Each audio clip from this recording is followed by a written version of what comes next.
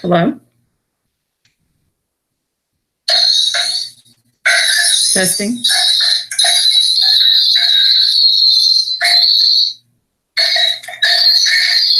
Hello?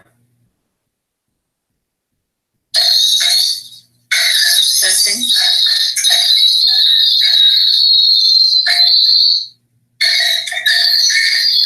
Hello?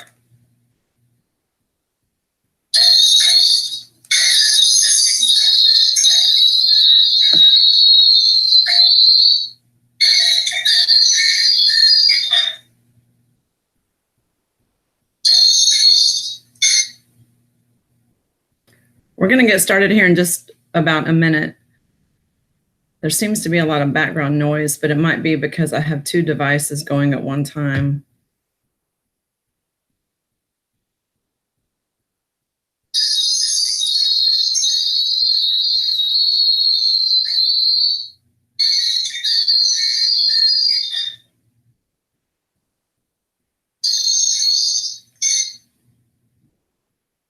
We're going to get started here in just about a minute.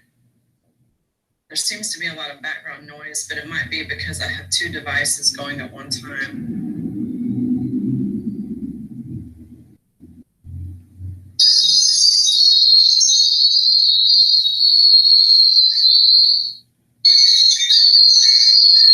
Okay, we're going to go ahead and get started. I'm going to not deal with my phone because I think that's making some distortion. But thanks for joining me today for everyone that attends live. And this will be uploaded on YouTube and recorded. So you'll have a chance to watch it again later or share it if you like. Today, we're going to talk about stomach and digestive problems. And my email and my phone number are on the screen. And just because this is new to me to do a live YouTube, if you have a comment or question, especially not comment so much, but questions, if you have specific stomach or digestive problem questions, would you please text those to me? I'm not sure. I don't want to mess this up by trying to navigate back and forth. I want to get through the presentation, then I'll look at my text on questions as soon as I get done with the presentation part. I'll make this announcement again about halfway through. But if you have a question, if you don't mind, jot down the phone number on the screen. That's just the easiest way for me to look at questions and answer questions. And I will do that at the end of the presentation. This part will probably take about an hour and 15 minutes, the actual presentation, and then I'll open it up for live questions. And in the future, I tried to make this where you could see me and the PowerPoint at the same time. That didn't work out. So I'm still working on that using a software. If anyone knows how to do that easily, please let me know. All right, so we're just going to go right into this. We're going to talk about today the entire digestive process and what all goes wrong and the most likely reasons those things go wrong. So, you know, the digestive process is not just the stomach. You can see here a picture. It starts in the mouth, the teeth, the tongue, chewing, then the throat, the esophagus, swallowing down into the stomach, and then the liver and gallbladder are represented there. The gallbladder is a little kind of greenish looking thing. The liver is a large organ that's actually up under the rib cage. And then we have the small intestines, which are all the squiggly things, and then the large intestine or colon that wraps around. And then that's where everything comes out. So this is a big process. There's a lot of things that can go wrong here. Some of the more common stomach problems are irritable bowel syndrome, ulcers, gas and bloating, heartburn, acid reflux, celiac, food intolerances, and stomach pain without ulcers. These are very super common. I would say that stomach and digestive issues are the #1 health complaint. I would say skin issues are probably #2, just as far as, you know, what I see and what I can tell. Other common digestive symptoms: diarrhea, constipation, malnutrition symptoms, weight gain, allergies, sleep issues, nausea and vomiting, undigested food particles in the stools, stools that float, which indicate undigested fat, oil spills in the toilet. This happens sometimes, like if people take like an Udo's Choice oil or a fish oil or a evening primrose oil, and they see little things like oil floating, that's definitely a sign of undigested fat. Lipomas, or which are the little squishy things under the skin that are like little fat deposits, that's a sign of undigested fat. That's a digestive issue, not a skin issue. Cellulite, high cholesterol, fatigue, gas and bloating again, and dry skin, hair, and unhealthy nails. So the nails are even a sign of digestive issues. If you have ridges, splitting, cracking, peeling, these are all problems with digestion and absorption. So the next slide says why colonics and colonoscopies are limited. And this is like, I'm going to talk about a few things today that are like basically false negatives. And what I mean by false negative is someone goes into their doctor, someone goes into their gastroenterologist or another health professional, and someone does a certain test and they're told they're fine. They're told that's not their problem. They're told that, it's something else, or there's nothing wrong with them. This is the problem. If you see this picture, there's a whole lot in the digestive system that is part of this process. It's a lot of different factors. There's the liver, like I said, there's the stomach, there's the small intestines and the large intestines. So when you're looking at this picture, I don't know if you guys will be able to see my mouse, but the outer part, see the little squiggly stuff in the middle, all this stuff that looks like spaghetti, that's the small intestines. And for normal adult, that's about 20 feet of, if you stretch them out, 20 feet of intestines.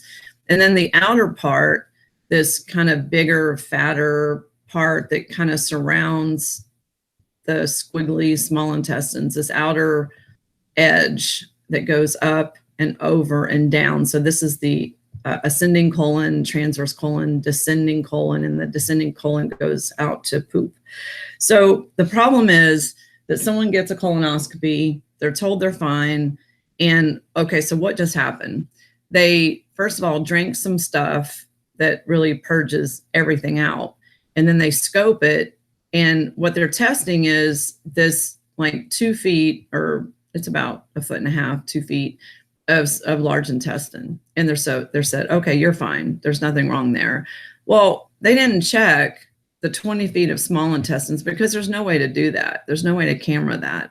They didn't check the stomach unless they went down the throat and really looked at the stomach, which you never really hear about that very much. And they definitely can't see the liver and what the liver is doing or how toxic the liver is. In fact, no doctor is ever going to say your liver's toxic. They might say you have fatty liver or cirrhosis of the liver, but there's a lot of issues with the liver and gallbladder way before people get to that point.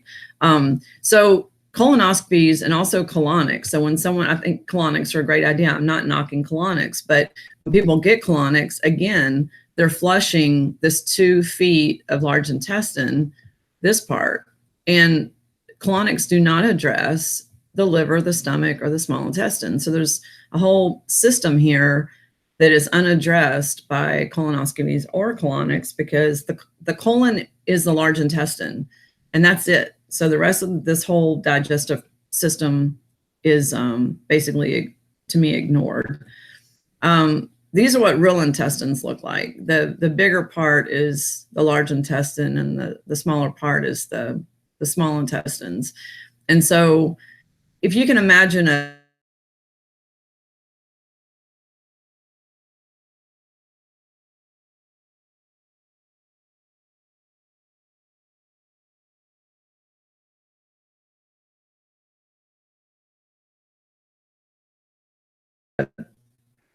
issue. I mean, that's obviously some kind of food allergy, but also for that to take a week to get to your system or have a bowel movement once a week because you have 22 feet of backup basically. And it's not normal to see it the next morning either because that's too quick of a transit. So whether there's like really slow transit or really fast transit, neither one is good because they cause, problems, which we'll talk about. Some of the common causes of poor digestion is low hydrochloric acid. This is more common in blood type A's and blood type ABs. poor liver function because of the secretion of bile, gallstones or gallbladder being removed because the body needs bile. In fact, if you don't have a gallbladder, you need a bile supplement for the rest of your life, like every meal for the rest of your life. And, doctors most doctors look at the gallbladder as like this unnecessary organ, like God put it in there for no reason. And that is just so much bull. The gallbladder has a very specific purpose and in conjunction with the liver. And if it's removed, then you have to support the body in something you don't have. Now, way before the gallbladder is removed, there's signs that you need help. And this is like what I was saying, is that no doctor is ever going to say, hey, a liver detox for a few months might be a really good idea. They're just going to take out the gallbladder, or they're going to, put you on a very restricted diet if they see cirrhosis or fatty liver. But way before we get to that point, there's things that, to do, or things that you can help. One of the signs of liver gallbladder, well, I'll get to that in a minute, but really it's this old word called biliousness. And that's when we feel very full and bloated, especially after eating fatty foods. Like when we eat fatty foods, we just really feel bad. That's a sign of liver gallbladder issues. Other causes are candida, parasites, too much dietary acid. And this is especially for blood type O's. O's already have a lot of acid, unlike A's and AB's. And so when we have a diet high in acid, which is coffee and tea and meat and cheese and sugar and simple carbohydrates, this is all what makes us overall have too much dietary acid. And this starts acid is bad. Acid puts a lot of stress on a lot of parts of the body. Definitely, obviously heartburn and reflux, but also gout, stress on the kidneys, joint pain, inflammation. It's not just isolated to the gut. It has an influence like on so many things. Gut bacteria, the unfriendly kind, food allergies and sensitivities. I want to say something on this because this is so misunderstood that a lot of people think if they're not having allergy symptoms like runny nose, drainage, stopped up, that they're not having a food allergy symptom. And a food allergy symptom can be weight gain. It can be Hashimoto's or autoimmune thyroid. It can be inflammation. It can be pain. It can be headaches. It can be migraines. So a lot of times food allergies are not symptomatic like in the normal allergies, like you think of seasonal allergies. Sometimes there's no symptoms of that. And sometimes there's a delayed reaction. So when someone has a food allergy and they eat something that isn't right for them, the next morning they're like super stiff, and then they hurt. But then they're doing this all the time. And so it gets diagnosed as things like rheumatoid arthritis or fibromyalgia, when really it could just be a food allergy or sensitivity. And then the other common cause of poor digestion is the terrain in general. So if someone has a low body temperature, and especially with acidity, it just kind of invites all these pathogens to come in and take over. So when you're gardening or you eat some sushi or a medium rare steak or fish, or, all these different ways we get parasites, or exposure to bacteria or candida, like maybe after taking antibiotics, if the body temperature is under 98.2 and we're acidic, those things are going to take over, because it's like having a healthy terrain, or your inside of your body being more like a latrine. And in the latrine, the leeches and different things take over. So basically that's what happens inside the body too. Okay, so digestion solutions is I suggest digestive enzymes for your blood type. So for blood type O's and B's, I recommend a general digestive enzyme, but not hydrochloric acid. So hydrochloric acid can burn the stomach of a blood type O or B, because O's and B's generally have enough stomach acid. So you don't want to throw more acid in there, but they may need help with digesting carbohydrates or milk or stuff, something like that. Or maybe they have a weak liver and they need just a general digestive enzyme. Blood type A's and ABs need a stronger digestive enzyme with hydrochloric acid. So when I work with clients, one of the things I ask them is their blood type, and mostly for digestion. And there's also trends and patterns. Not everyone believes in the blood type theory. I strongly believe in it just because I see it all the time. I can usually tell someone's blood type by the conditions or symptoms that they're experiencing. And a lot of times this is a digestive issue. If they don't have a gallbladder, if you don't have a gallbladder, you know someone that doesn't have a gallbladder, you definitely need a digestive enzyme with bile and hydrochloric acid. This is absolutely necessary. If you don't have a gallbladder, there's going to be a bigger chance of cellulite, gaining those pounds every year, that slow weight increase, lipomas, and the inability to eat fats and proteins, just like not feeling great after eating them. So then they'll start sticking to carbs and starchy stuff, which isn't good either. If you just in general, for the liver and gallbladder, an easy thing to do is go to the liquor store and buy some Swedish or Angostura bitters.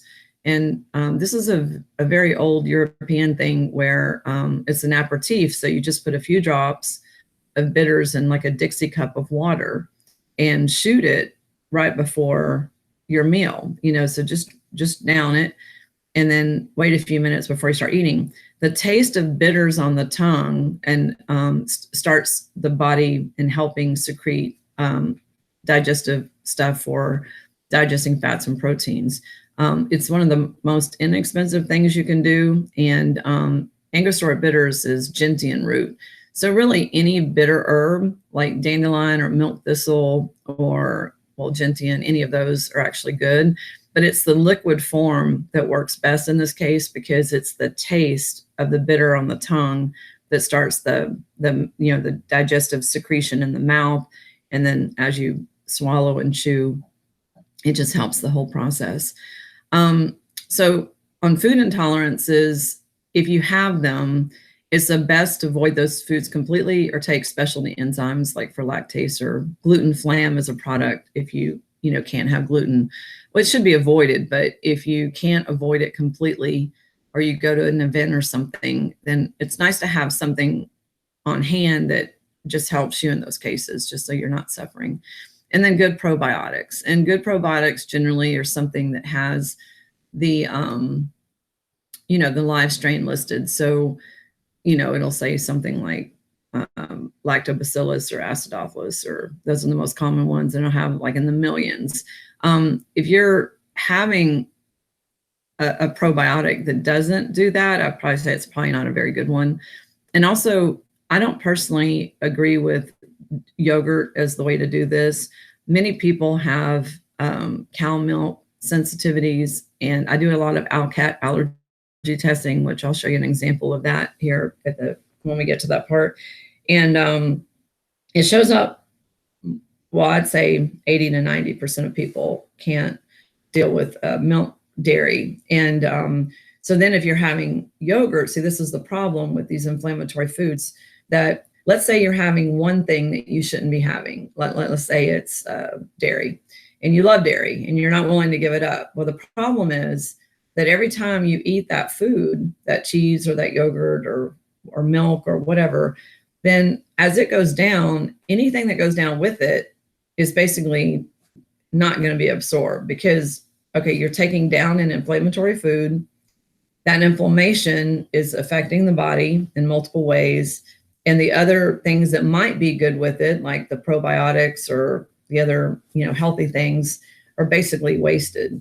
So this is something that I can't emphasize enough, because even with food allergies, someone could be allergic to something healthy, like let's say coconut oil, and they're having coconut oil all the time. Well, guess what?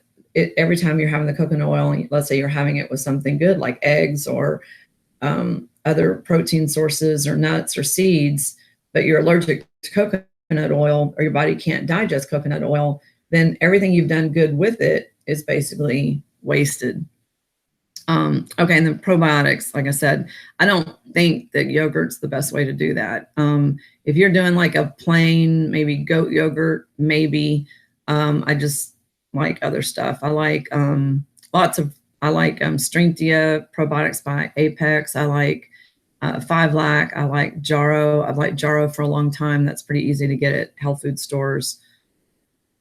So this is a picture, another picture of the intestines. And, you know, those are pretty big differences. You know, your intestines should be kind of like pinky, like a light pink or light fleshy color. The intestines are actually the same type of skin that's on your external skin.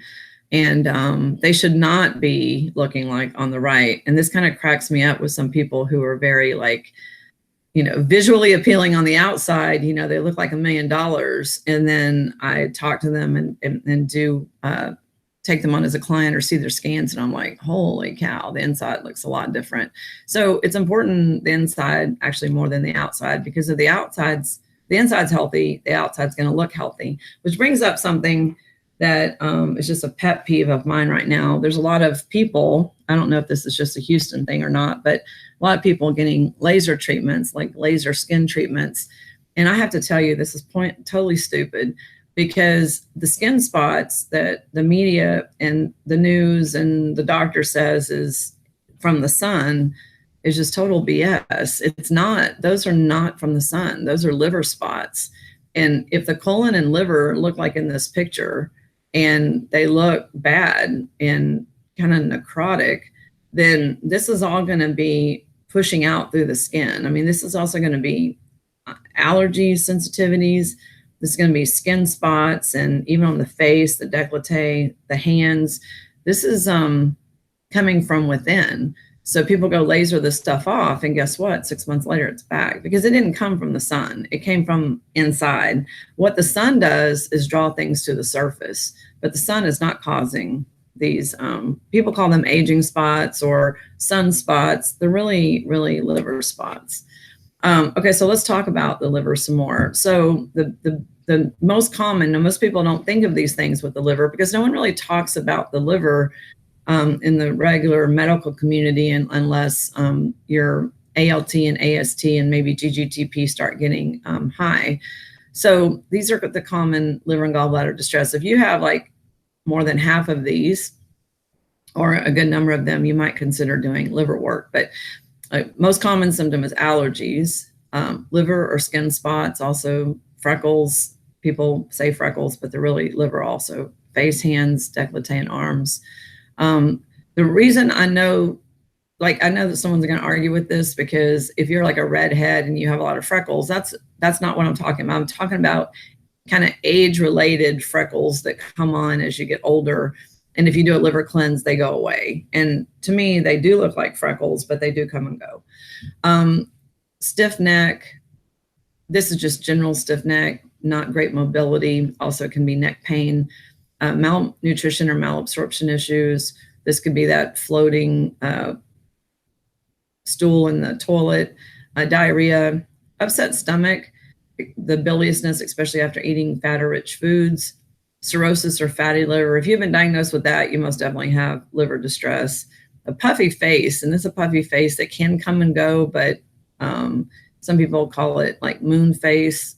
That can be thyroid too, but it most likely is liver. You see that a lot in people who drink a lot, but not just people who drink a lot. Hemorrhoids or tendency to hold weight in the upper abdomen, also called the roll. So this is the part of the weight that's above the belly button and below the breast, or, you know, basically below the ribs and above the belly button. And that does not go away from sit-ups or really dieting, because that's liver stuff. The only way to get rid of the roll is to focus on the liver, and it will go away. Chronic throat problems like clearing your throat or hoarseness, and, you know, this kind of keeps going. Some people might think that that's allergy stuff, but it can also be liver. And then strong body odor. You know, like if you or someone in your family has a strong body odor, even if they've showered, like their clothes smell. And a lot of times it's like I'm not going to say, it's like, to me, well, you know what body odor is, but it can also be kind of musty, like a musty smell. Okay, so some of the solutions. Before I get into solutions, I want to say one thing. It's not on the slide, but if you've had blood work done, a healthy liver has the ALT numbers under 26. So the numbers should be under 26. Doctors don't really even talk about the liver until I think their lab ranges say you're okay if the numbers are under 52.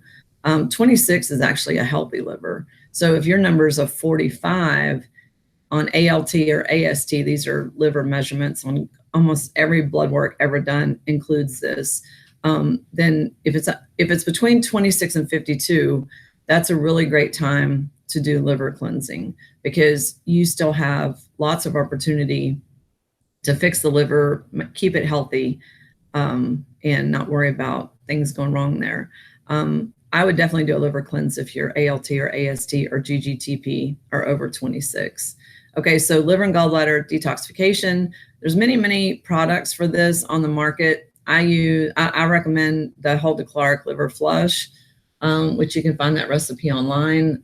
It's very effective. Some people need to do it multiple times. I will tell you that if you do that, it's pretty significant, but you should definitely, if you have constipation, you should do a colon cleanse first, because if you've ever tried that cleanse, like you thought you needed to do it, and if you've vomited or thrown up instead of released all the bile things, the green things, then it's a sign that your colon was blocked and those things couldn't come out. So they'll come up instead of going down. So that's just a little tip. I also like Dr. Christopher's liver, there's a 2-part liver thing that I use. There's also, just lemon water and oil, and even like C60 is very good for the liver, because olive oil or other good fats are good for the liver. Swedish bitters before meals, hydrochloric acid drops, or I use the Apex HCl Prozyme, especially for the blood type A's and AB's. I use Apex's Biomin if the gallbladder has been removed, or you can use another bile product. This is ox bile. Hot lemon or lime water is really good for the liver and gallbladder. It's part of something we'll talk about later called the Fat Flush Plan, but it's so good for keeping things healthy it does so many things for you. It does, helps with acidity. It helps with the liver and kidneys. It flushes them. It helps with your skin. It's just awesome. Some people that have a problem with lemons or limes, like I was just talking to a guy yesterday, and he was saying that he can't drink lemon water. The thing is, dilute it. Like if a strong amount, I'd recommend 2 lemons a day is what I'd recommend to really get an effect. But if that bothers your stomach, then dilute it with lots of water. So you're still getting the lemon in, but you're not getting like concentrated lemon. And there's a Mediterranean kind of Greek thing where they take taking a whole organic lemon and basically puree it. And it's the rind, the white part, and the lemon, and then take a teaspoon of that paste. It actually is yummy to me.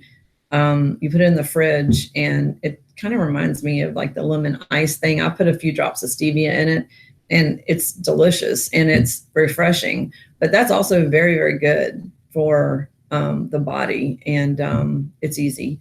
And then the bitter herbs such as dandelion milk thistle, gentian root, which we talked about. So all of these are great ideas, and not that you need all of them. This is like if you have the symptoms that we just talked about, if you have this list and you're like, wow, I do have like 5 of those, then you should start doing these things. And if you're a blood type A, I definitely recommend that you do it. But remember, if you're a blood type O or B, do not do hydrochloric acid. I would not recommend that unless you've been specifically tested and know that you have low HCl, which would be a little strange. Okay, I want to talk about some of the popular diets related to digestion. This is like a big topic. I'm probably going to get beat up over this on YouTube, but it's okay. I'm tough. The popular diets right now, and some of these are older, is keto, paleo, vegan, lectin-free, Atkins, sugar busters, and fat flush. And this is the deal. Not every diet works for every person. That's for sure. Some people, If you go into one of these, especially keto, paleo, or Atkins, if you go into one of those three and you have liver distress, you're going to be miserable, and you're also probably going to gain weight. And this is what's happening with people, even with vegans. This is what I hear all the time. So someone finds a diet, they're like super happy because they can have all this fat, and they can have, butter in their coffee, and they can do, almond flour, everything, and coconut flour. But there's just some inherently big problems here. If your liver is not healthy and you go into a high fat diet where you were not in a high fat diet, a lot of times, like I said, you'll gain weight and not lose weight. So it might be healthier for you. It might be better for your brain. It might be all that. But most of my clients that, gain, 7 to 20 pounds in 6 months are not thrilled. And what they did is they went into these diets. So one of my clients came in and she had gained about 15 pounds in a fairly short period of time.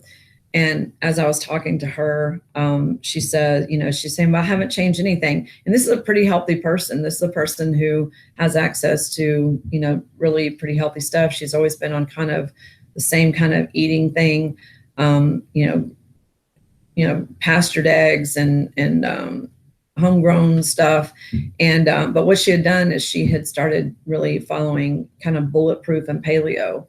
And what happened was, she didn't give up anything she'd been doing, but she had added probably, just in my guess, she had added over 1,000, maybe even up to 1,500 calories a day in fat.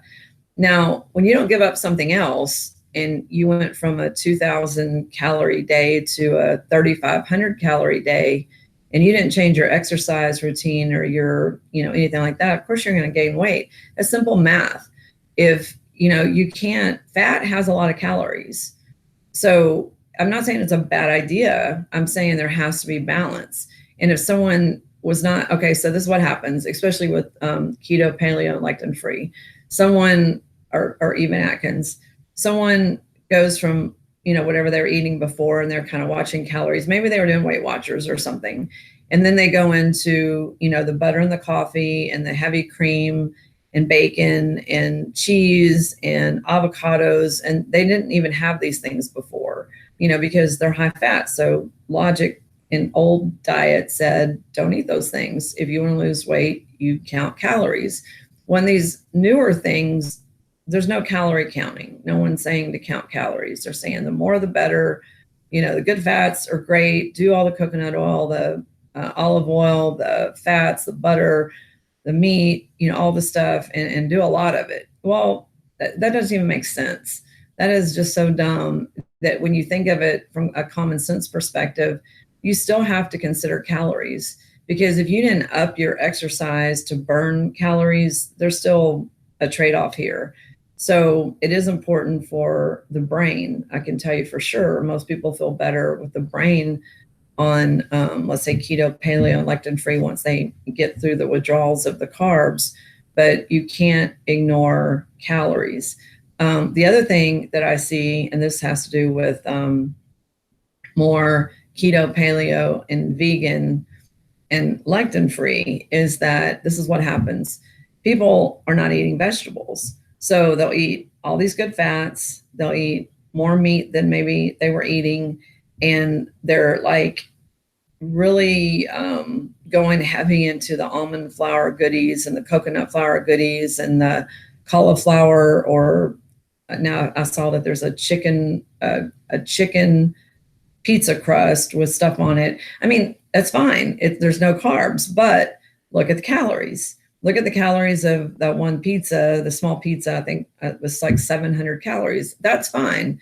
But okay, you got to watch the total day.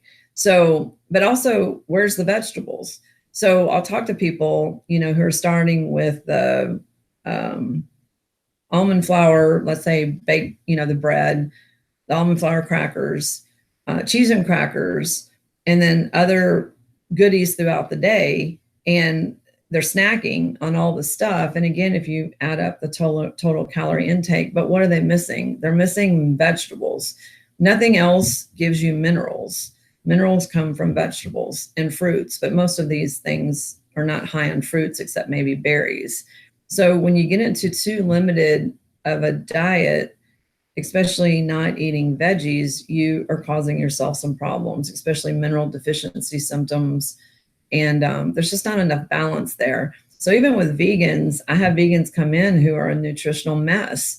And it's because they're basically junk food vegans.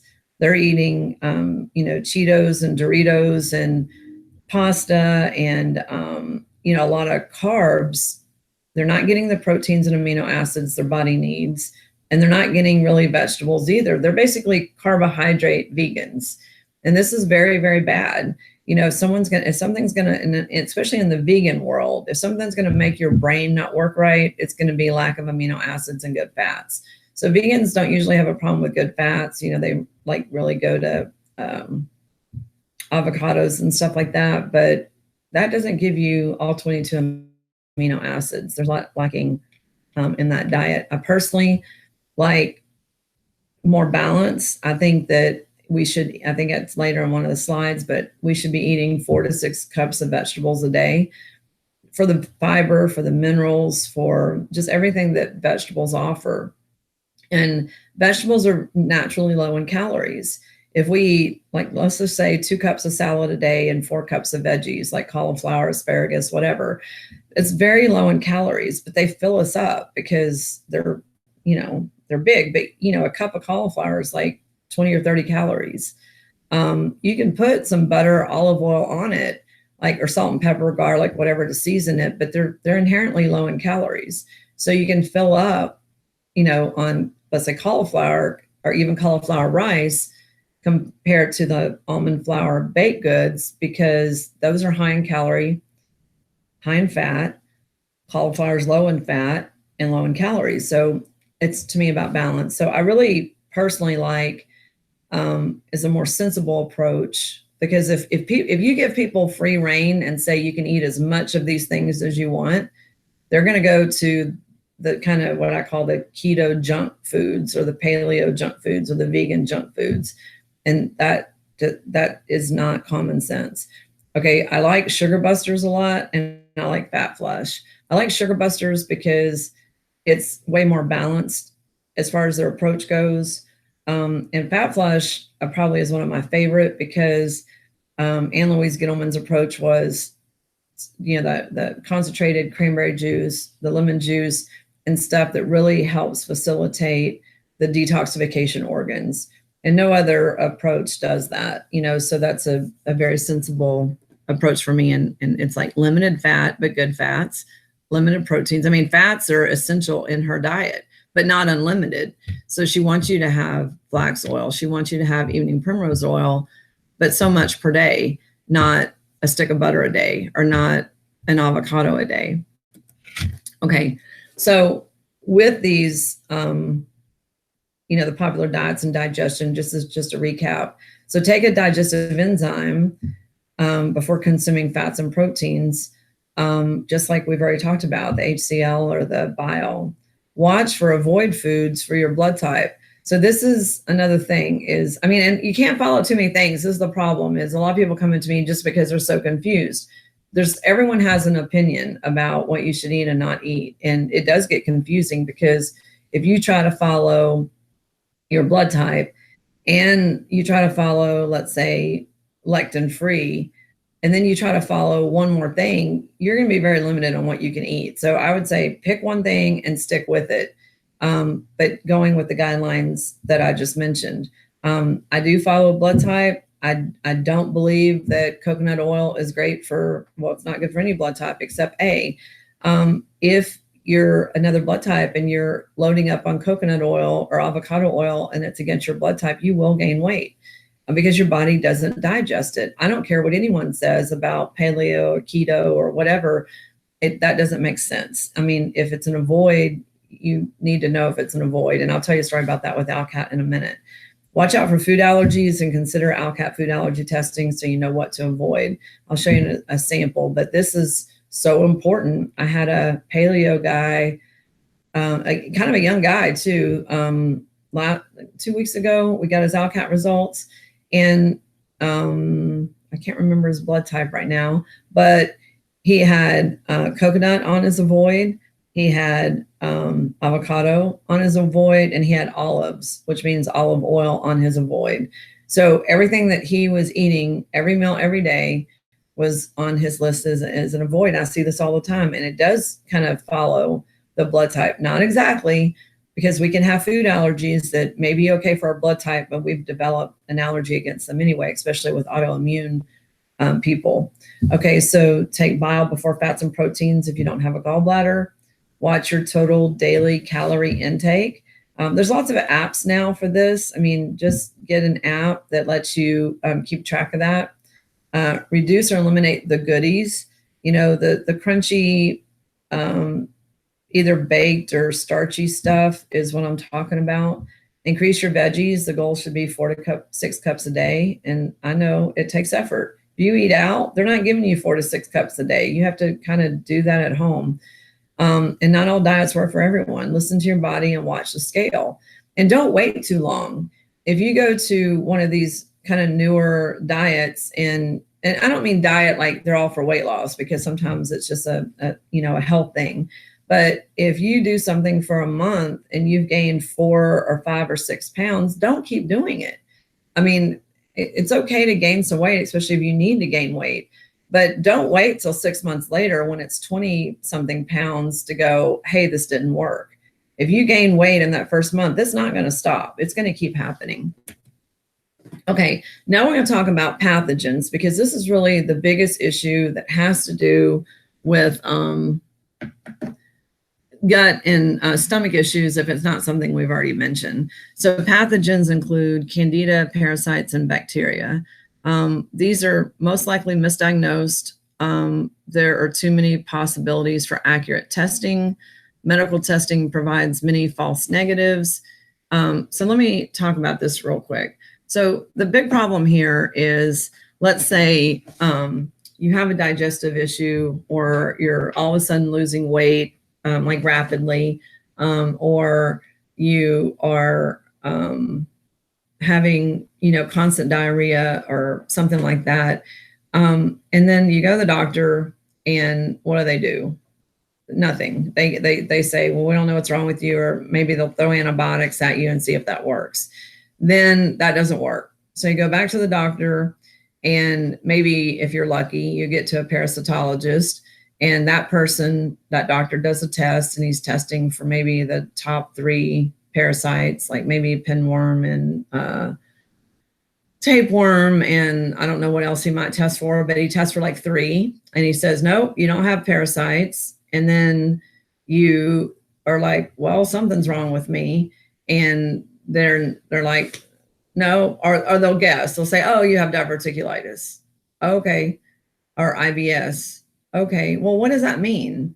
Diverticulitis means inflammation of the diverticuli, which is, in the intestines. That's not a diagnosis. That's like saying you have dermatitis. That's a bullshit thing. That doesn't even mean anything. That means we don't know what's wrong with you, and we're going to say you have diverticulitis. The other one's IBS. That is just such a stupid diagnosis. Irritable bowel syndrome. Well, yeah, there is irritable bowel, but why? It's not an accident. There's no this wasn't like, oh, I just woke up one day and now I have irritable bowel. But irritable bowel is also a doctor saying, we don't know specifically what's wrong with you. We're going to just say this. Or gastritis, another term that, if you ask me, all of these are ridiculous and means that we don't know what's wrong. What's really wrong is most likely you have a pathogen that you acquired somehow, some way, and it is causing you grief. So let's go back to the parasite test. So when they test you for those 3 parasites, they test you for 3 things. There's hundreds of parasites. So when they say you don't have parasites, they tested you for 3. Let's say there's 200. So they said you don't have parasites, but they didn't test you for the 197 you might have. They almost never test for candida, almost never. I don't even know if I've ever had a person come in from a regular doctor that did a candida test. And then bacteria, it's kind of the same story. They might test you for salmonella or staph or strep. Did they test you for Shigella? Did they test you for E. coli? Did they test you for H. pylori? No, probably they did not. And so a bacteria test is only effective if they test you for the bacteria that you actually have. A parasite test is only accurate if they test you for that specific species of parasite. This is never going to happen. Never, never, never, never. Most severe stomach and digestive problems fall in this category. And these are the most common underlying causes to most gut and digestive issues. If it's not digestive, just purely digestive, you need enzymes, you don't have your gallbladder, you need to do a liver detox. Those are super easy to resolve, you know, and it's just like knowing what to do. This is a little bit more tricky because even like with SIBO, I hate this new thing. It's small intestinal bacterial overgrowth. It's like this new thing that everyone's talking about for like 2 years. It's still kind of a cop out because now people are saying, well, you have SIBO if we don't know what it is. SIBO is exactly the same as saying gastritis, but they, you know, did they test you? Did they find out which bacteria you're responding to? And SIBO is, to me, saying we don't know which bacteria, you know, we don't know which one is specifically affecting you. So let's go into bacteria first. I'm going to cover each one of these in a little bit more detail.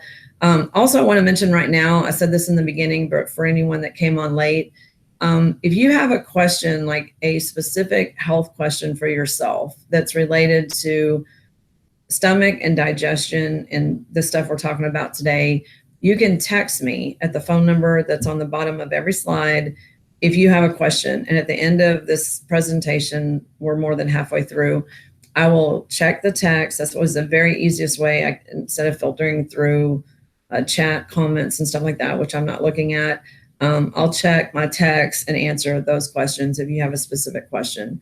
And if you are watching this recorded later and have a question, if you post the question online, it won't be as easy for me to type a simple response, but I'll do my best.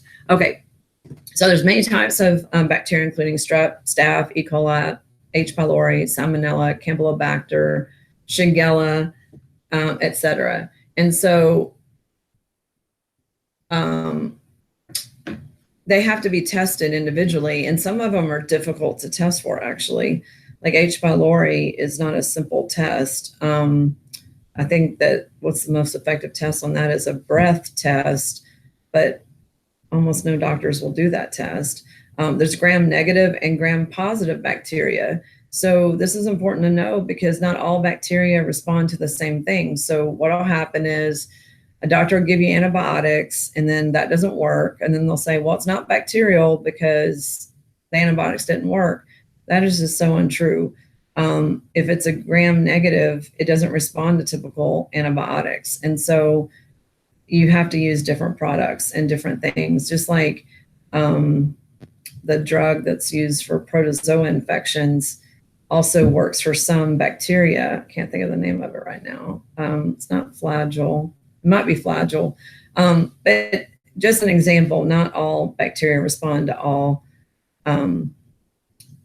drugs. And there's a lot of drug-resistant bacteria now. So other lab indicators for bacterial infections are often ignored.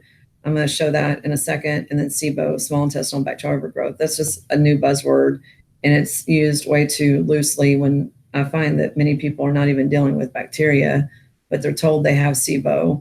And even in the natural health world, there's just a lot of products thrown at this with a lot of times limited results because they're not dealing with the specific bacteria that the person has. I'll get to the lab factors later, but I just want to let you know, let me go back to this for a second, that in the category of blood work, on the CBC, there's like lymphocytes, neutrophils, basophils, eosinophils, and white blood cell count. All of these are important to look at for infection because they'll kind of help indicate that there is an infection going on. I see a lot of blood work and I'm not sure why doctors ignore those factors, but they're very often ignored with something that's obviously an infection. And I'm not even sure why. I even get blood work from people where it's out of the lab factor ranges and they'll say, oh, my blood work's fine. And I'll look at the blood work and they'll see high, low, high, low, high, high, high. I'm like, it's fine. Like, it's one thing to look at the lab factors like the LabCorp or Quest numbers, and they're out of range and they're still ignored.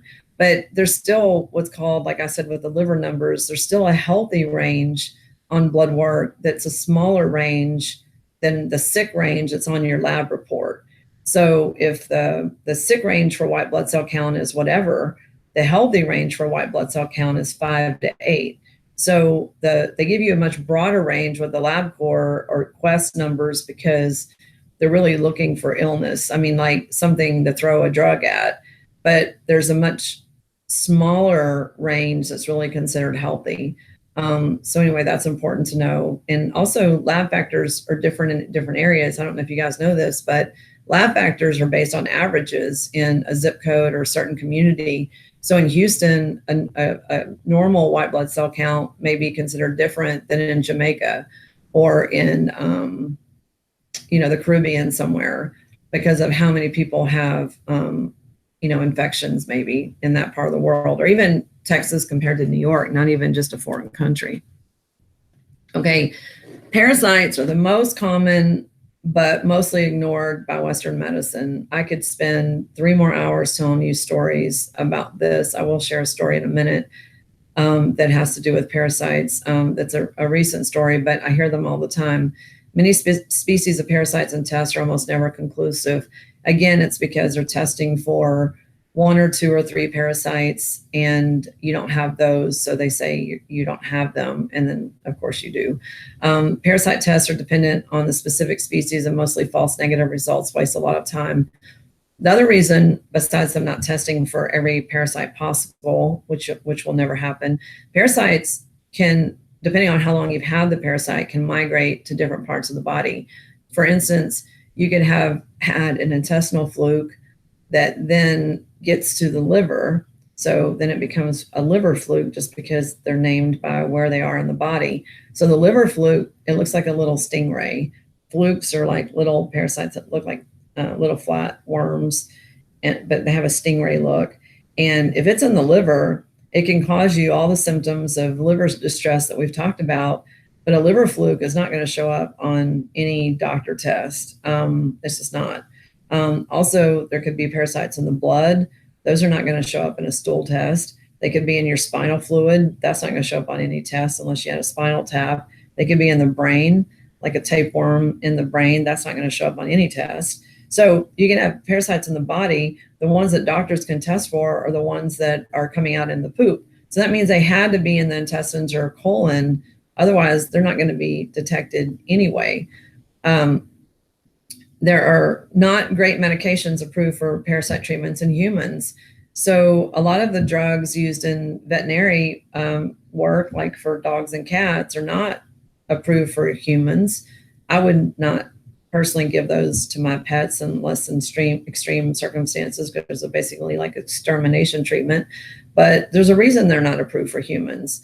So there's only a few drugs like Flagyl and a few other ones are strong antibiotics. And strong antibiotics, I'm sorry, they don't work for parasites. They especially don't work for parasites that aren't in the digestive areas, because you swallow a pill, you're trying to kill a parasite, and if it's not in the digestive process, how's that going to kill something in the spinal fluid? It's not. And then unique to parasites is this. Okay, so this is super important. If you have cyclical symptoms, that you pay attention to this after this presentation, and you might have even thought it was hormonal, but like there's 1 or 2 weeks a month that you feel bad, and you might feel bad other times, but really you look at, it's 1 or 2 weeks a month that things seem to peak. Or if you've been hospitalized a few times, like went to the emergency room, look at the dates and then look at a lunar calendar. And if those are all like right before or right after the full moon, you most likely have a parasite issue. Also, there's nothing else besides parasites that will make you have quick weight loss. So if someone has quick weight loss, I guess if you had a severe bleeding ulcer, you could have quick weight loss just because you can't eat. But I'm just saying, you're eating and you have quick weight loss, nothing else will do that except for parasites. I mean, I'm going to say rare, might be like an adrenal tumor or something, but you wouldn't have digestive issues so much with an adrenal tumor necessarily. But if you're having stuff that falls in the realm of what I'm talking about today and weight loss, and you're, getting down to close to 100 pounds, or, you've lost 20 or 30 pounds in 6 months, I'll bet you there's a parasite issue, because nothing else does that. Candida doesn't do that. Bacteria doesn't do that. Only parasites do that, and only certain parasites do that. I had a guy that I'll tell you 2 stories right here. I had a guy that ended up in the emergency room 7 times, and all 7 times were for different reasons. One time it was like he was vomiting, couldn't stop. Another time he was having kind of a mental episode. Another time he was, I don't remember, something with the stomach, but it was like sharp pains. They thought it was appendicitis. Another time it was something else. I mean, it was just all these different things. It wasn't the same every time. And I thought it was parasites based on what he described, because parasites act a certain way. And we look back at a lunar calendar. Well, he got the dates together of the hospitalizations, and every single time he went to the hospital was within 3 days of a full moon, either right before or right after. And then that just like clinched it. Another parasite story I'll share is, a lot of times people think they have one thing or another, like they think they'll have bacterial infection, or they think it's, contaminated water. I had this one client that had pretty rapid weight loss, and she couldn't gain weight, and she had a lot of digestive issues. She was down to just eating just a very few foods that she wasn't responding to. And I knew it was parasites, but I did a scan on her using the technology, the new vision technology. And when I did the scan, it showed several parasites, but it showed one that is common in the Caribbean. And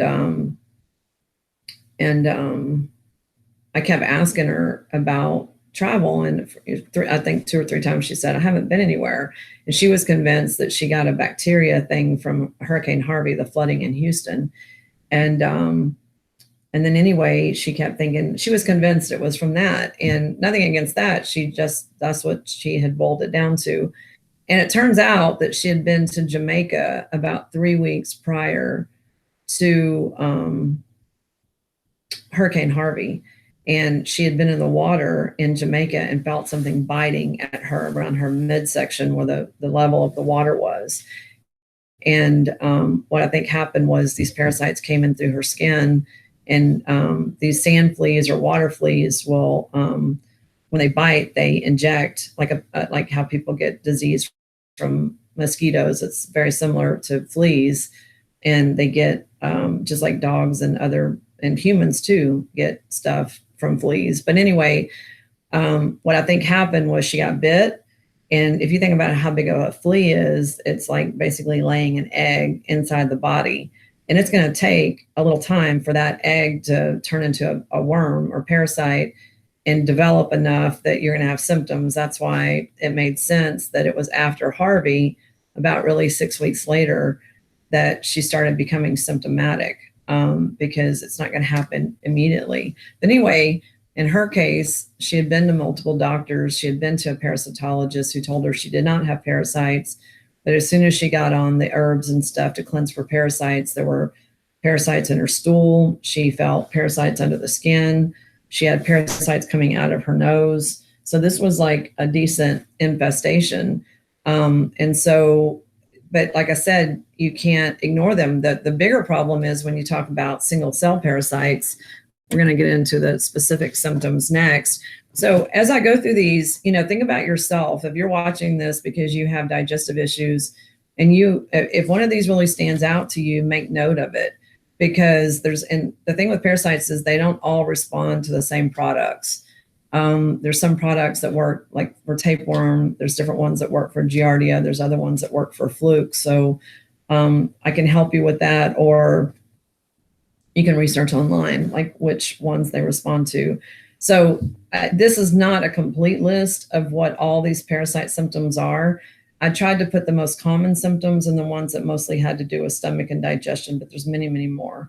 So with tapeworm, these can cause high sugar levels in the blood, also known as diabetes or prediabetes, high glucose, bloating, fluid buildup during the full moon, high or low blood sugar, so also hypoglycemia, intestinal gas, jaundice, mineral deficiencies, thyroid imbalance, dizzy, unclear thinking like brain fog, hunger pains, poor digestion, allergies, anemia, sensitive to touch, disturbed sleep, and grinding teeth.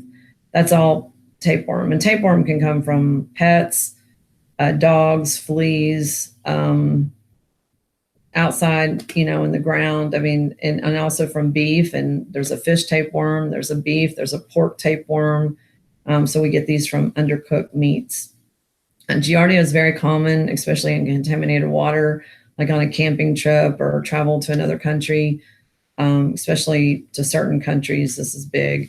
Diarrhea is the most common symptom. And sometimes diarrhea is the first symptom, but then over time, these other symptoms will start because the Giardia is not, appropriately addressed. Malabsorption issues, light colored fatty stools. These are stools that float that are like light brown or clay colored. Gas, abdominal cramps, vomiting, weight loss, lactose and meat intolerance, fatty acid and folic acid deficiencies, also vitamin A and D. Like people will get tests back that say these are low, liver and gallbladder problems. So I've seen cases of Giardia be like 10 years after the original infestation because they weren't properly addressed. Intestinal flukes, this intestinal pressure, like a feeling of pressure in the intestines and lower abdomen, disruptive digestion, sporadic gas, anemia, slower fat digestion, liver dysfunction, a cough, or sugar imbalances. And this is a cough that is becomes a chronic cough. Flukes are tricky. They can migrate if they're not addressed. So an intestinal fluke will turn into a blood fluke, a liver fluke, a pancreatic fluke, which causes even more problems and often misdiagnosed. Pinworms are the most common ones that we think of with kids and dogs. Irritation around the anus, itching, like kids that itch their butt, they usually have pinworms. Dogs that lick a lot or rub their butt on the ground usually have pinworms. Digestive disturbances, irritability, insomnia, and nervousness. Pinworms are also, like all the other ones, more active around a full moon. So the itchiness is usually worse near the full moon. Roundworms, very common. Allergies, anemia, digestive disturbances, grinding teeth, intestinal gas, restlessness, snoring, weight gain, influenced by the full moon, and headaches. Out of these, the ones you'll see in the toilet, if you do a parasite cleanse, you'll see tapeworm segments. You'll never see the whole tapeworm. You'll see segments that look like little white things. They're hard to describe, but it'll look like a little white segment of something. You'll never see Giardia in the toilet. You probably won't see a fluke. Pinworms looks like little pieces of rice, and roundworms look like worms, like what you would see in the garden. Trichinosis is a single cell parasite that comes from pork. This one's unique. This one can cause diarrhea, intestinal pain, but over time, what it does is they burrow. They're little burrowing parasites, like a corkscrew. They'll burrow into your muscles. So it causes fibromyalgia or muscle tightness, especially in very specific parts of the body. Swelling around the eyes and face, fluid retention, and food poisoning symptoms. This is usually from undercooked pork. Whipworms are the cause of abdominal pain, diarrhea, gas, nervousness, short-term memory loss, weight loss, allergies, migraines, sinus problems, and snoring, appendicitis, and damage to the intestinal wall, and rectum prolapse. If someone has rectum prolapse or also sinus problems and allergies, you should think of whipworm. Whipworm likes those parts of the body, especially the nose.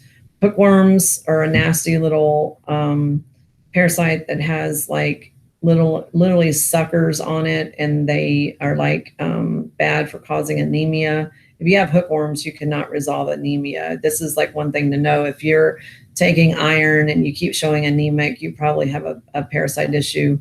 Candida and bacteria won't cause anemia, but parasites most definitely do. Hookworms drink your blood. And so they're a bad little thing for anemia. Abdominal pain, nausea, skin eruptions, diarrhea, gas, indigestion, listlessness, low blood count, and malnourishment. Amoeba is another thing you can get from travel. It's just so common. Diarrhea, constipation, abdominal pain, gas, weight loss, chronic fatigue, face drooping or Bell's palsy, ulcers, dull headaches, unclear thinking, nausea with pain, and they can affect your taste and smell.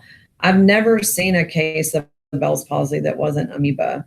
And this is, I've heard of, there's like someone I watch on YouTube myself that he's telling a story about his wife having Bell's palsy and he's having weight loss issues.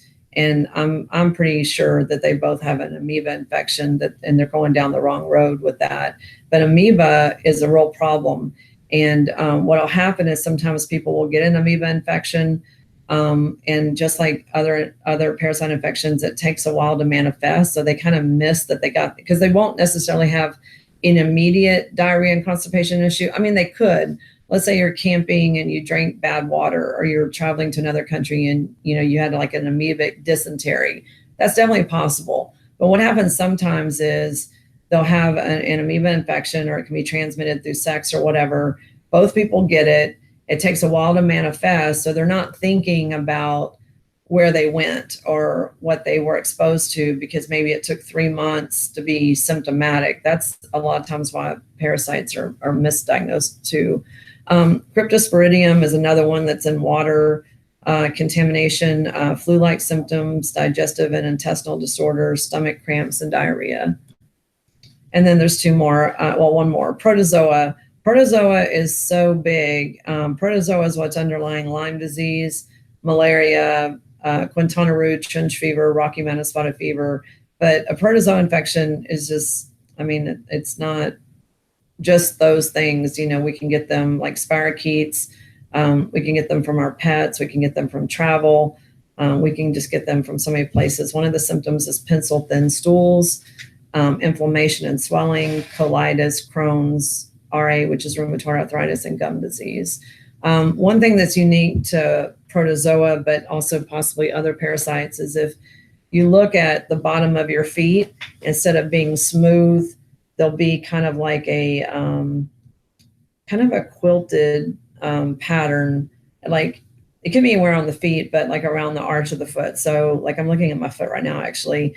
If their foot isn't smooth and it has like a quilted pattern, or like an X's pattern, or like more of it's not smooth, then I mean, candida can cause the calluses on the heels and all that extra nasty stuff people go to the pedicure place for. But the quilted pattern in the not smooth part of the bottom of the feet can be a parasite problem. The things to know for parasites is certain parasites respond to certain products. So one size does not fit all here. You cannot take one thing for everything. I do usually use a shotgun approach first, and then specific remedies if needed. We'll talk about that shotgun approaches in a minute. You must do 2 complete lunar cycles and best to start protocol about a week before a full moon for best results. So you need to do a parasite cleanse for at least 60 days.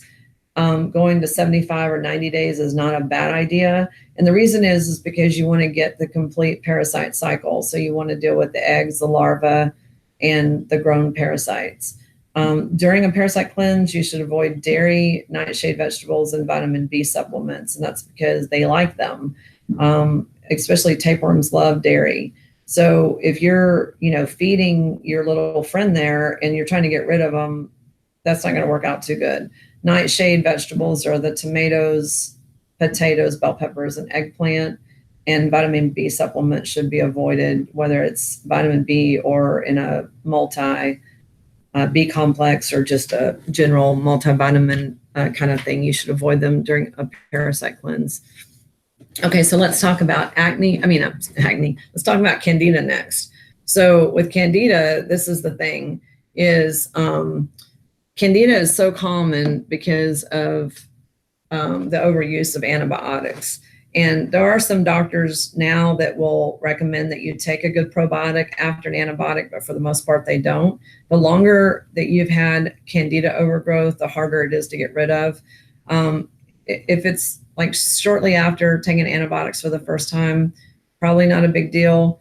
But if it's 10 or 20 years later, then it becomes systemic Candida or cryptomycosis. A lot of times babies are born with Candida because their mom has Candida. So that's something you should know too. These are the symptoms of Candida overgrowth. Acne, childhood acne or adult acne. I think it's unfortunate that so many children are on steroids and other drugs that are for acne when most of the time it's just Candida. Allergies of all types can be Candida overgrowth. Rashes anywhere on the body, including diaper rash, cradle cap or dandruff, earaches, and this is including with little kids. A lot of times little kids will have diaper rash, cradle cap, and earaches, and it's because they have Candida or thrush. They'll have the white tongue. Fatigue, including chronic fatigue, joint pains and stiffness, cold hands and feet, gastrointestinal problems, bloating, recurrent respiratory tract infections, yeast infections or yeasty discharge, thrush, which is the white tongue. If you look at your tongue in the mirror, if it's not pink or red, it's like white, sometimes white down the middle, sometimes the whole thing is white. That's Candida for sure. Cystitis, depression, eating disorders, numbness or tingling, increased body hair, memory loss, frequent headaches, PMS symptoms, hives, impotence, prostate fullness or high PSA, nail fungus. This could be toenails or fingernails, which is definitely a sign you have systemic Candida. Also, dandruff is a sign, lots of signs of systemic Candida when it's not isolated to the gut. Red or swollen cuticles, sensitivity to mold, including mold drugs like penicillin. That's almost always a sign you have a Candida problem. Rectal itching, blurred vision that comes and goes, itchy ears or itchy nose. Like if you're always messing with your ears or nose, they always feel itchy. It's usually Candida. And sinus issues. If you've ever had like an ion foot bath or one of those like foot things where you put your feet in water, that and it smells yeasty, it smells like beer or bread or yeast, then that's a for sure sign that you have systemic Candida as well. So Candida, as well as everything else, long-term, any of these infections long-term, I'm going to talk about how to get rid of Candida in a minute because it has to do with my shotgun approach. But chronic infection of bacteria, parasites, or Candida besides the digestive issues and stomach problems, it weakens the immune system. Any chronic infection can cause autoimmune responses or autoimmune conditions like Hashimoto's, Addison's, lupus, all these other autoimmune conditions can be because a chronic infection has not been addressed. And sometimes people have these things for 10, 20, 30 or more years. So then they start becoming allergic to everything. They're just a mess.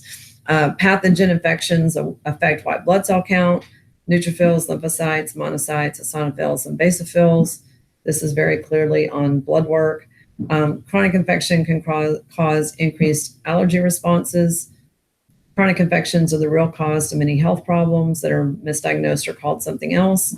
And chronic infections can cause serious damage to the body, to the internal organs. I want to leave this up for an extra minute, or you can maybe go back and reference. This is super important, and you're not going to find this online anywhere, I don't think. These are the real numbers. These are the numbers that I would go by on your blood work. If you have blood work in the last year or two, if it's 10 years ago, I'd probably just throw it away. But if it's the last year or two and you have numbers out of range here and you haven't done anything about it, you probably have some work to do. So the healthy white blood cell count range is 5 to 8. And if it's outside of 5 to 8, that can indicate, well, it does indicate infection, usually bacterial, and low would be a chronic infection and high would be an acute infection. So what happens with white blood cells is they go high and active to fight something, but when it can't fight it, it goes low, like it goes recessed, because it'll stay high for a while to try to fight, whatever. And you have the phagocytes and all these things, little killer things like Pac-Man that go try to eat up stuff that is bad. But when it can't, then the number goes low, which is a sign of a chronic infection. Neutrophils, 40 to 60%. High is usually acute bacterial or viral infection. Low can be bacterial or parasitic infection. Lymphocytes, 25 to 40%. It's usually decreased in bacterial infections. Monocytes, your number should be under 7%. This could indicate bacterial or parasitic infections. Eosinophils under 3%. This would be higher than 3% with parasites or allergies. And basophils under 1%. This would be increased with inflammation and parasites. What's noticeably not on here is Candida. Candida is not measured on blood work ever. I would say it could still fall under the white blood cell count number, but it's not documented that way. So anyway, I think this is super important. I'm going to make this announcement one more time, that if you have a question about your own health issue, like your own symptoms or condition, and you want to ask me a question, you can text that question to me at 281-236-5453, the number at the bottom of the screen, and I will read your question and answer it live on this call. Okay. Shotgun approaches, very good shotgun approaches for any of these pathogens are food grade hydrogen peroxide. Usually when you buy food grade hydrogen peroxide, you get instructions on how to take it and how to do you start slow and then you slowly increase it.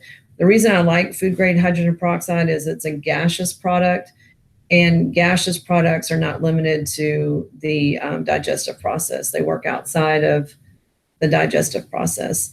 MMS, Miracle Mineral Solution, is another great product.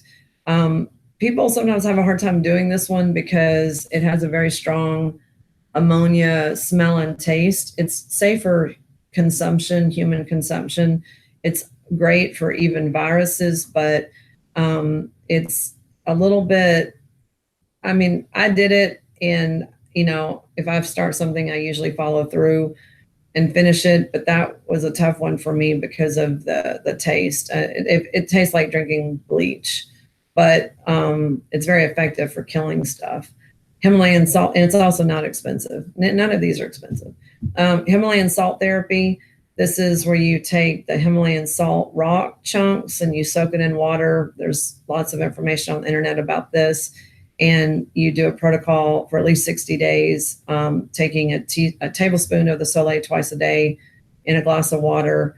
This is great for, killing different various bacteria, parasites, candida. It's important to do it for 2 to 3 months consistently to get good results.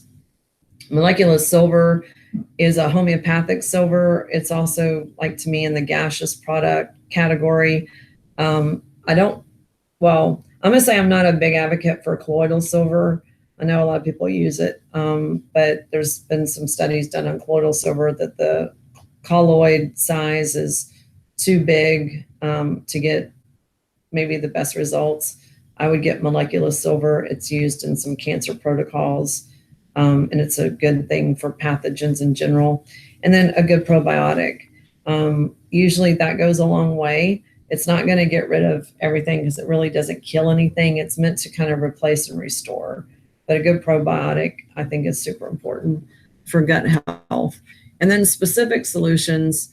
There's Alcat serum, food allergy testing. This is where you can get a kit from me or other people that do Alcat.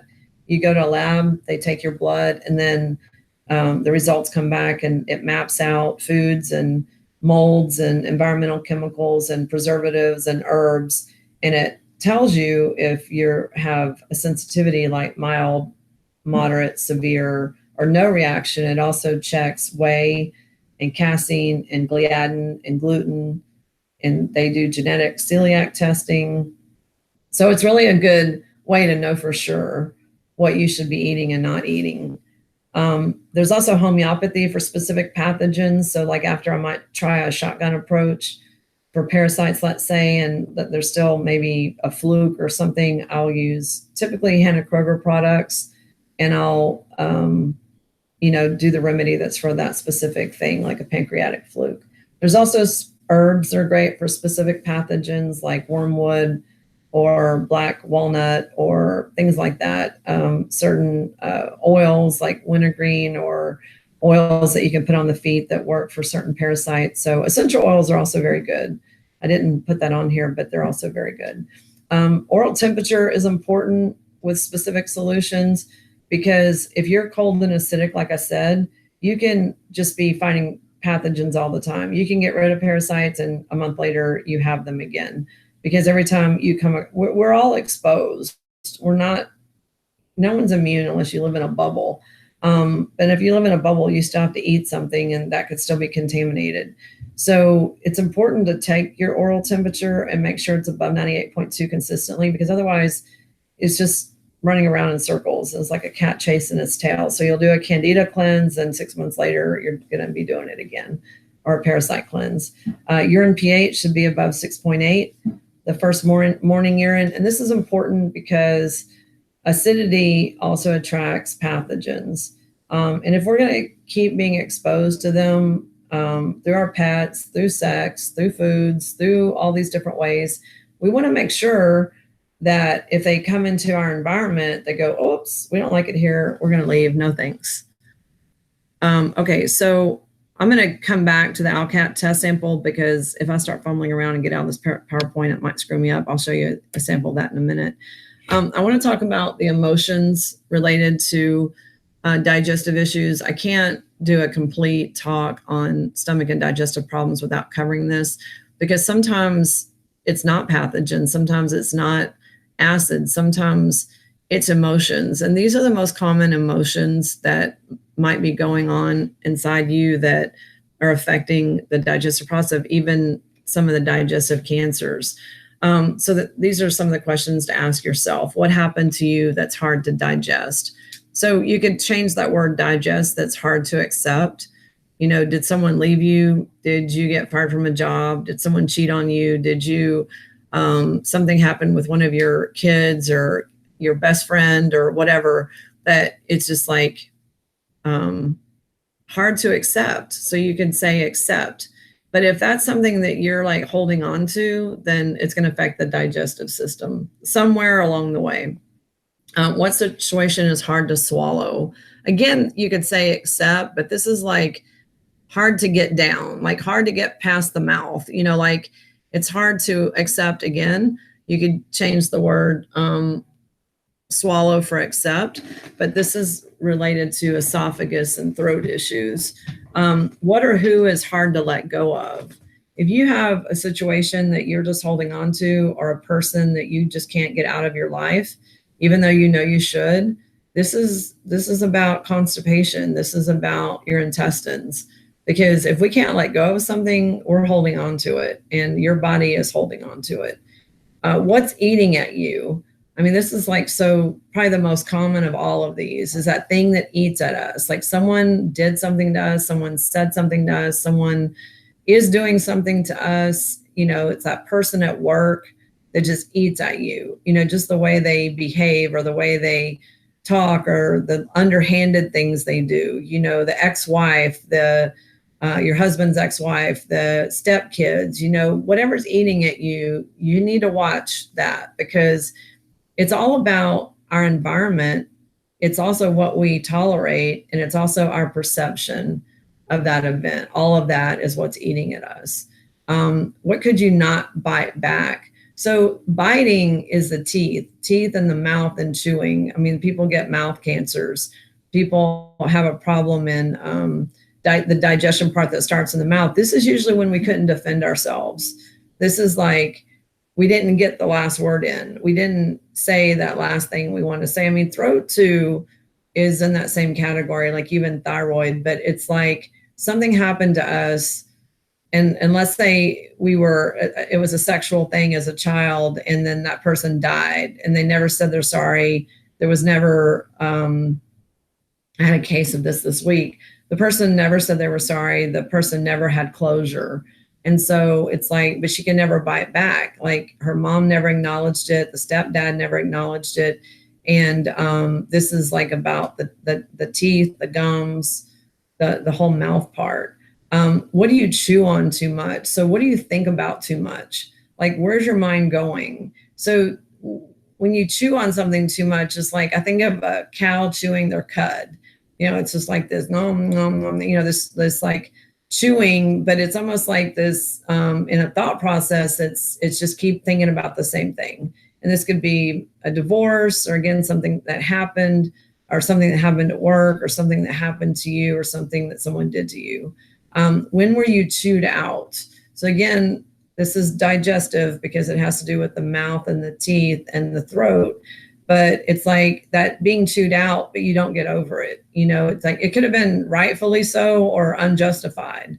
But this is also a emotion that affects the digestive process. And what do you hold on to? So what do you hold on to and what are you not letting go of is the same. But sometimes if you say something a little bit differently, people get it the other way. So whatever you're holding on to, memories of the past, or a relationship that should have been, or an ex-lover, or, you know, whatever. Like you have to know how these things are affecting your body. It's like the mind and the psyche and the body are all connected. So your thought process is affecting your digestion. Your thought process is affecting constipation. Your thought process is affecting everything. So I'd say if those are things bothering you or affecting, you know, if you can see what I'm talking about, this might be where you want to seek help in that department. I mean, there's a lot of techniques, thought stopping techniques, mind control techniques, like in a good way, mind control, NLP, hypnosis, things like that are tapping techniques that can be very good for getting resolution here. And I highly recommend them, especially in digestive cancer cases. Okay, what next? So you can just go with this information, or you can call for an appointment or send an email, or, you know, just follow through with whatever resonated with you out of these different points. I'm going to go to the ALCAT screen. I'm not having text with questions. So if you have a question, now's the time to ask it. And again, it can be for anything. If no one asks any questions, it's totally fine. I will try to go back to the questions online and, you know, in the chat that come up. So we'll see what happens there. Okay, I'm going to go out of this and I'm going to pull up, I'm going to try to pull up this. Let me see. I don't know if it's still open. Well, we may not go into an ALCAT test unless I can just find one online. I don't want to pull up my email on this. So let me just try to do something real quick. And in the meantime, you know, people can still ask a question if they want. Oh, here it is. Okay. So here's an ALCAT test. And the ALCAT test is showing the severe, the moderate, and the mild food intolerances. And so this is one that I just went over the results with this person this week. And this is, you know, pretty typical, except some people have a lot more in the severe category. This person's already been doing a lot of work. Sometimes that mild list will be on the severe, you know, that longer list will be on severe. Everyone's looks different. But, you know, some things that are important to you know, see here is like on her, she had a moderate sensitivity to some things that she was eating a lot, like kale and flax seeds and olives, which is olive oil, and some of the veggies. And then, so the severe and moderate list on ALCAT is things that you should not have for 6 months so your body can desensitize. And then the mild list is stuff that you should food rotate. Whenever you get the ALCAT results, it includes a follow-up appointment to decipher them. I just wanted to show you what it looks like. And then at the bottom of the page one, it shows that she had a severe reaction to Candida. So this is one of the few lab type tests that will show stuff like this. And so it's saying to avoid cane sugar, fructose, high fructose corn syrup, honey, and maple sugar, really all sugars. She had a mild reaction to gliadin, which I don't know of anyone else testing for gliadin. And it's also testing whey and casein. And these are important to know, because if you're like this person who does already eat very healthy, she doesn't eat GMO stuff, she doesn't eat grains, she doesn't eat corn, she doesn't eat a lot of things. She's already on a really great diet. But if you're having olive oil, like in her case, and you see under the mild category, she has almond. If you have like an almond intolerance and you're doing paleo stuff, well, that makes it difficult. And oats were on her list, which are really not considered, they're gluten-free, but she can't have oatmeal. And this is why a test like this is important, because if you don't know what you're sensitive to, then how do you avoid those things? It makes it very, very difficult. So I just wanted to show this, just for the sake of, so you see what an ALCAT result looks like. It's very detailed. This report's 9 pages. It gives a food rotation kind of diet. She had the herbs tested, which I think is a good idea if you use natural products, because in her case, she had a lot of common herbs that she was also allergic to, especially some of the female herbs like black cohosh and red raspberry and evening primrose. So these are things that it's important if you use natural products to also know what you're allergic to, because just because it's natural does not mean that they're all okay, that there's been no tolerances. No intolerances and no allergies. Okay, so I just wanted to share that. There's lots of things that you can test for with ALCAT. Okay, so let's go here. So that's what I have. That's all I know. All right, that's all I know about digestion. Let me just see. I don't have any questions, so that's good. I will check the chat periodically and try to give you updates. I am doing 2 talks in Houston this week. If you want to be added to my newsletter to know when I'm doing live events or workshops, then please send an email to gwen@gfia.net, and I will add you to my newsletter list. And if you have any questions about this presentation or comments after the fact, just post them on YouTube.